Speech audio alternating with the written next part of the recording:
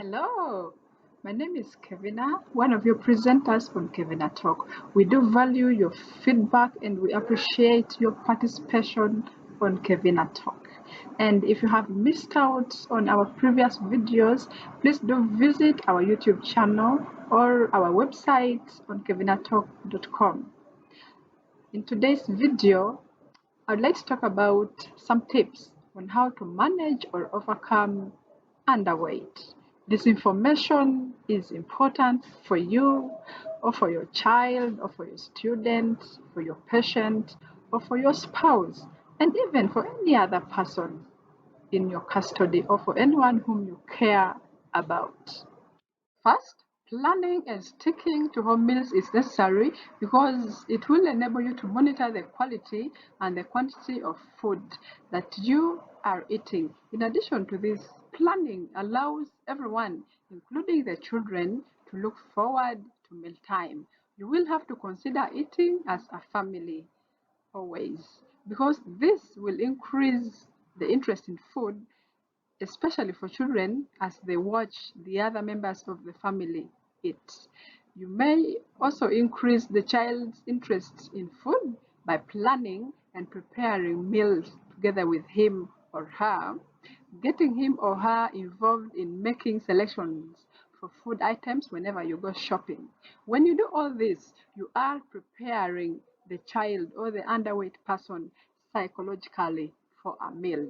Remember, we said earlier on that hunger can be stimulated psychologically by thoughts, sight, and the smell of food. Now, secondly, give the individual nutrient dense and energy dense foods.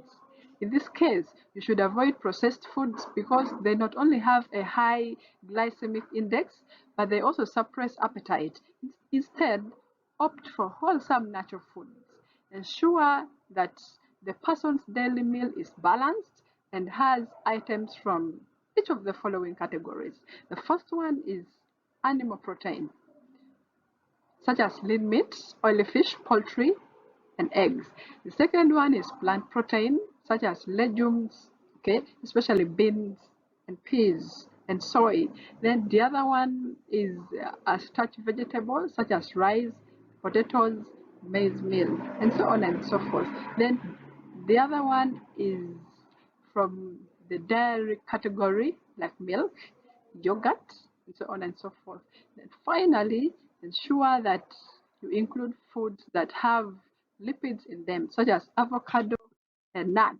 The third tip is that you should eat small amounts of food, but frequently.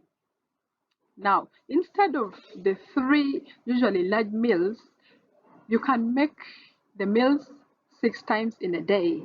And the reason for this is that you want to allow the body to slowly adjust the presence of nutrients, okay, maintain electrolyte balance and avoid overwhelming the already undernourished body with excess nutrients. Otherwise, this could affect the functioning of vital organs of the body like the heart, kidney, stomach, and all the organs of the digestive system and those that are associated with digestion like the stomach, the intestines, the liver, the pancreas, the spleen, and so on and so forth. The fourth tip is to improve the sensory properties of food.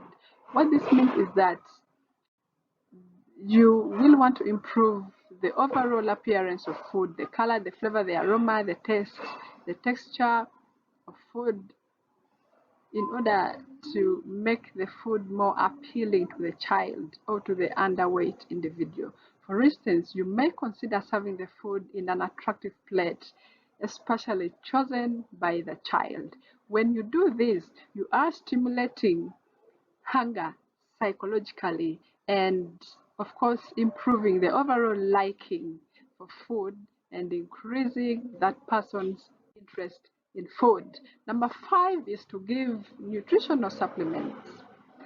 Supplementary foods are special food preparations that are aimed at supplementing and not replacing the normal balanced diet by providing nutrients that may not be adequate in a person's diet. Okay, this may include oral nutritional supplements, energy-dense formula, multivitamin and mineral pills, fortified foods, as well as medical food preparations. We need to remember that only a certain amount of each nutrient is needed for proper functioning of the body, and that higher amounts are not necessarily better. This is because at high doses, some nutrients may have adverse health effects, okay, and therefore become harmful to the body. And for this reason, it is very important to consider an appropriate daily dose of any food supplement. The sixth is improving the physical activity of the child or of the underweight individual by allowing, programmed exercise and training. For instance, the child or the underweight person should be encouraged to participate in outdoor games and get, exposed a bit to sunshine and absorb those sun rays which are necessary for the manufacture of vitamin D by the skin, which is very vital in the absorption of other nutrients from food. And for adults, they may take gentle walks as well. An adult could walk to the market, walk to church, walk to visit a friend, or even walk to office. Now, these physical activities should be sandwiched with rest and relaxation to improve the energy demand and as well increase the food demand of the body. The other tip is that if the person smokes, drinks, or is addicted to drugs, you will have to discourage all those. And by the way, you should let the withdrawal from these substances be gradual in order for you to get positive results. This is because these addictive substances have an eruptive effects on people, and of course they suppress appetite. Now finally, I will keep encouraging you to visit a nutritionist or a qualified healthcare provider for further assistance, because he or she might recommend other medications that boost anabolism. Well, I could share thousands of tips of overcoming underweight, but the most important things are that first, you need to establish the cause of that persistent underweight or that weight loss. And secondly, you should adopt a healthy eating lifestyle and improve your physical activity levels.